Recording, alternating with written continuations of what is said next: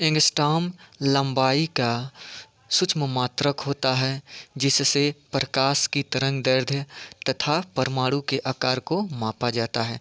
इसे ए और इस पर शून्य से प्रदर्शित करते हैं और एक एंगस्ट्रॉम में 10⁻⁻10 मीटर होते हैं या 1 मीटर में 10⁻10 एंगस्ट्रॉम होते हैं। एंगस्ट्रॉम पर कुछ सवाल देखते हैं।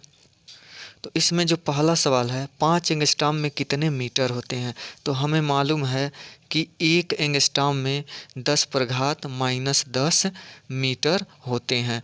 तो 5 एंगस्ट्रॉम में कितने मीटर होंगे, तो यानी 5 इधर भी गुणा कर देंगे और 5 × 10⁻⁻10 मीटर। ठीक, इतना यह होते हैं। फिर अगला यानी 0.02 एंगस्ट्रॉम में कितने मीटर होते हैं, तो यहाँ पर 0.02 एंगस्ट्रॉम और फिर इधर भी 0.02 × 10⁻⁻10 मीटर। अब इसे प्रश्न में यह कह रहा है कि मीटर नहीं, इसको सेमी में बदलना है।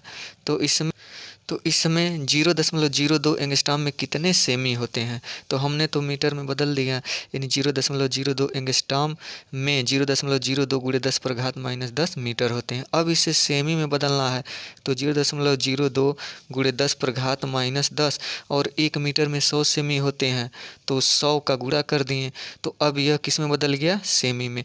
अब इसको और सही से लिख सकते हैं, तो सही से कैसे लिखेंगे, अब इसको भी सार्थक अंक में लिखेंगे, ये सार्थक अंक में नहीं लिखा है। तो अब इसे 2 × 10⁻, अब दशमलव इस तरफ लेकर जाते हैं राइट साइड की तरफ, तो घातों को माइनस में लिखते हैं।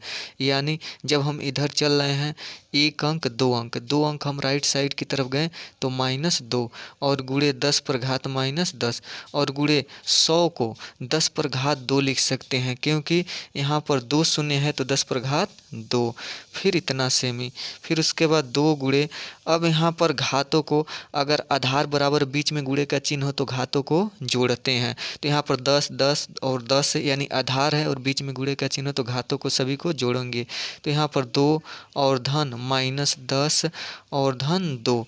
अब 2 × 10⁻, इसको हल करेंगे तो इधर हल कर लेते हैं 2 और फिर +−10 +2 यानी 2 प्लस और माइनस -10 और +2।